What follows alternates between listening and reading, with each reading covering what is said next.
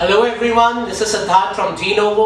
आज हम एक राइटिंग स्किल उठाने वाले हैं। आपको पता होगा डायरी एंट्री एक ऐसी राइटिंग स्किल है जो 6th क्लास से लेकर आगे 12th लेवल तक आपको करनी पड़ती है। कई बार लिटरेचर से अंदर, कई बार नॉर्मल डायरी एंट्री भी हमें 6th class, 7th class, 8th, 9th class में लिखनी पड़ती है। तो चलो आज हम एक डायरी एंट्री उठाते हैं।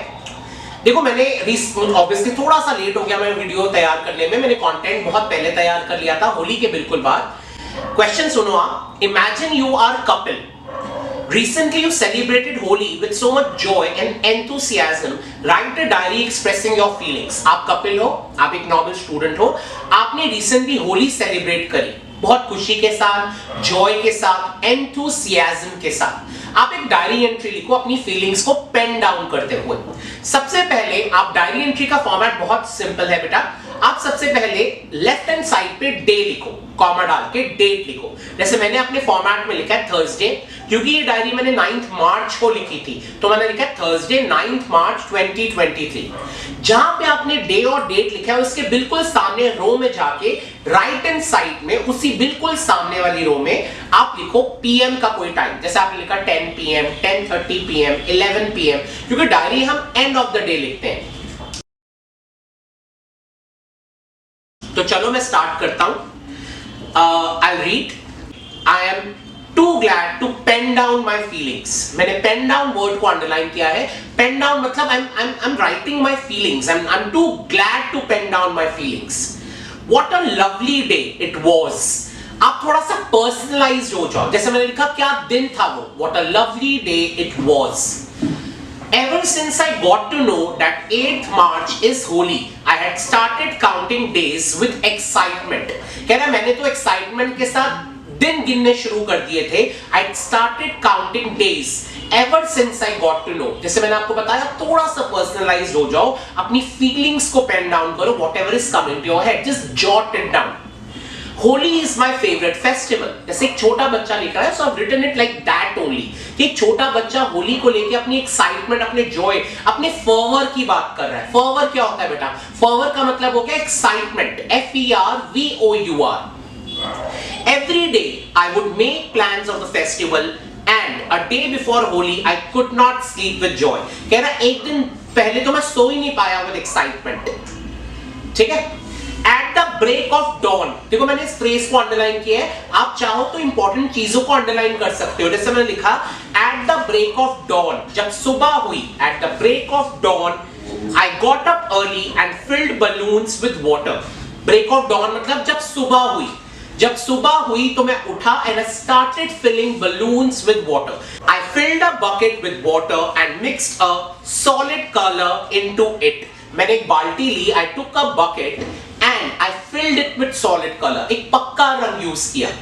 देखो एक छोटा बच्चा लिख रहा है, so obviously देखो डायरी एंट्री कई बार 4th, 5th, 6th में स्टार्ट हो जाती है and initially it is very difficult to process your thoughts, to jot down your thoughts. तो आप थोड़ा सा अपने जो आपके मन में आ रहा है आप उससे लिखो and this is how you develop that flair in your writing. आगे I had real fun filling this water in my water gun. Water gun हम पिचकारी को कहते हैं, water gun।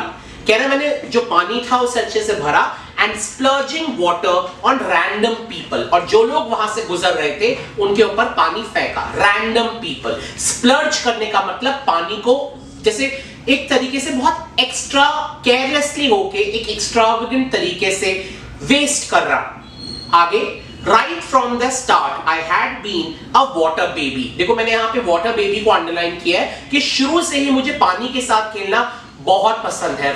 Next, when my friends came down, I ran to play with them. What utter fun! थोड़ा सा personalise, जैसे मैं बार बार बोल रहा हूँ, थोड़े अपने जॉय को, अपनी एक्साइटमेंट को, अपने एंथुसियाज्म को एक्सप्रेस करो। जैसे आपने लिखा what utter fun that was, question mark. All of us decked up in herbal colors. Decked up का मतलब, decked का मतलब हो गया सजा हुआ। Decked up, DECKED, decked up in herbal colors. आपको पता है बहुत सारे लोग herb बोलते हैं, बट जो अमेरिकन होते हैं वो herb नहीं herb बोलते हैं। तो मुझे पता हो सकता है ब्रिटिश herb और अमेरिकन में कंफ्यूज हो सके, बट क्योंकि ये वर्ड यहाँ पे मेंशन हुआ, सो आई रियलाइज्ड कि मुझे आपको बताना चाहिए। I thought it was imperative कि अमेरिकन herb नहीं बोलते herb बोलते हैं।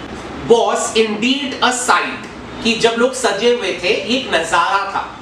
People dotted the entire society with a bevy of colors. Dotted क्या होता है? उन्होंने डेकोरेट किया, dotted the entire society with a bevy of colors. Bevy मतलब a large variety of something. BEVY. That looked like a smorgasbord of excess of colors. देखो अब क्योंकि मैं यहाँ 6 से लेकर 10 तक की ऑडियंस को एड्रेस कर रहा हूँ, तो smorgasbord का मतलब हो गया like a cornucopia of something, जहाँ किसी चीज का बहुत ज्यादा मिक्सचर, स्पेशली यहाँ कलर्स की बात हो रही है.